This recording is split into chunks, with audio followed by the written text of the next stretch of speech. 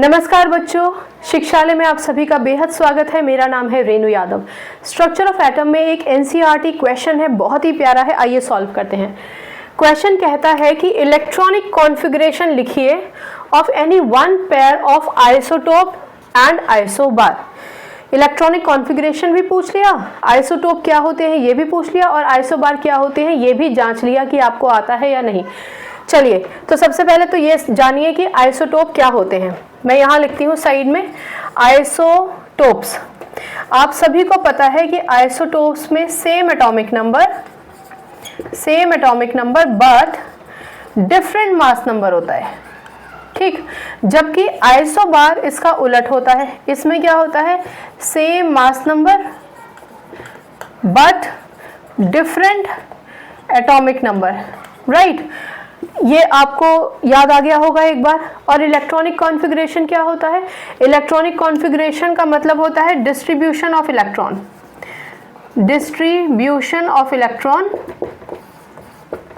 इन shells या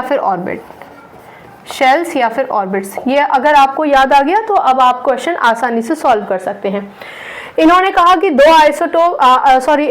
कि isotopes और आइसोबार्स में किसी एक पेयर का आप इलेक्ट्रॉनिक कॉन्फ़िगरेशन लिखकर दिखाइए। लेकिन हम जितने भी यहाँ पर केसेस डिस्कस करेंगे सबका इलेक्ट्रॉनिक कॉन्फ़िगरेशन लिखेंगे। सबसे पहले बात करते हैं आइसोटोप की। देखिए, सबसे बेस्ट एग्जांपल आइसोटोप का बहुत इजी भी है, आप लिख लीजिए क्लोरीन। क्लोरीन के दो आइसोटोप होते हैं, 1735 और क्लोरीन दूसरा है 1737। अब आपको मैं दोबारा से यहाँ रेफर करके दिखाऊंगी। Isotopes elements of the same atom, ये क्लोरीन है। बेसिकली क्लोरीन एक एलिमेंट है। उस क्लोरीन एलिमेंट के दो एटम हैं, इसका एटॉमिक नंबर इन दोनों के सेम है लेकिन इनके मास नंबर डिफरेंट है, तो ये तो डेफिनेटली आइसोटोप हो गए हैं। अब इन्होंने पूछा कि कॉन्फ़िगरेशन लिख के बताओ।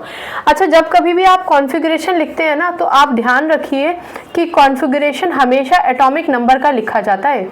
कॉन्फ़िगरेशन हमेशा एटॉमिक नंबर का लिखा जाता है। और कॉन्फ़िगरेशन का मतलब, जैसा मैंने अभी आपको बताया, अलग अलग शेल्स में कितने इलेक्ट्रॉन्स होंगे वो डिवाइड कर दीजिए, सिंपल। तो कॉन्फ़िगरेशन के लिए KLM लिख लीजिए।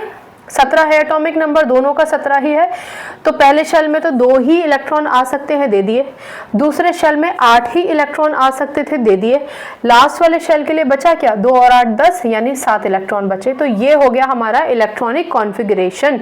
इस आंसर को लिखने के लिए आपको लिखना पड़ेगा, इलेक्ट्रॉनिक कॉन्फ़िगरेशन पूछा है ना, तो सबसे पहले आपको लिखना पड़ेगा कि I am presenting the isotope of chlorine, या फिर आम मत लिखिए, आप सिर्फ ये लिखिए कि chlorine isotope is written as.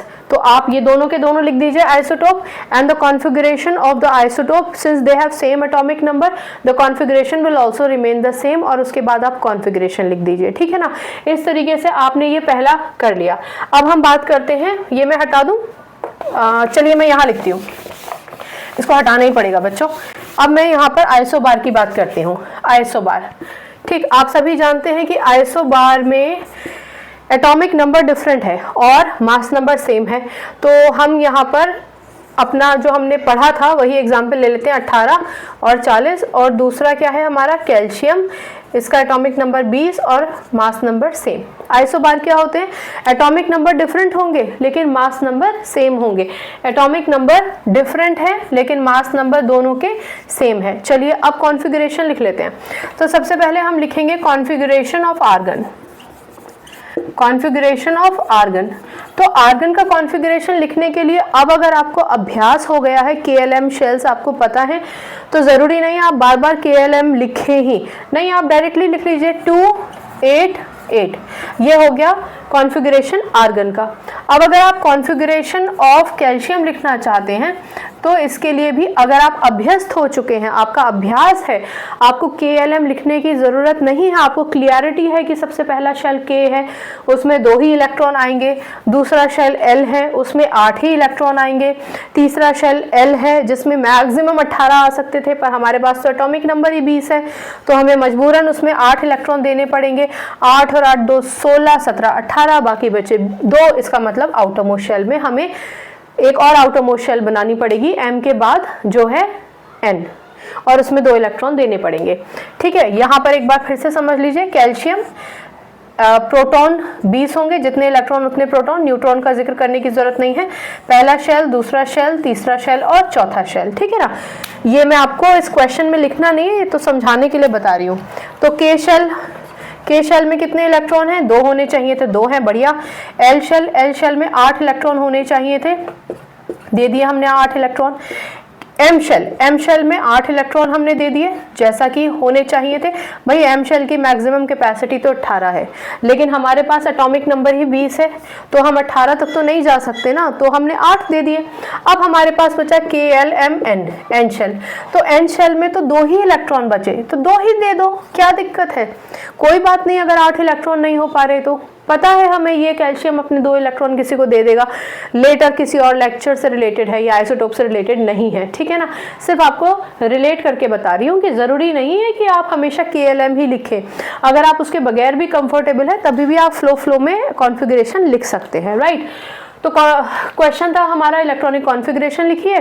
Isotope isobars इन्होंने पूछे थे, बिना डेफिनेशन दिए ही आप डायरेक्टली सिर्फ एग्जाम्पल्स लिखकर आइसोटोप लिख सकते हैं।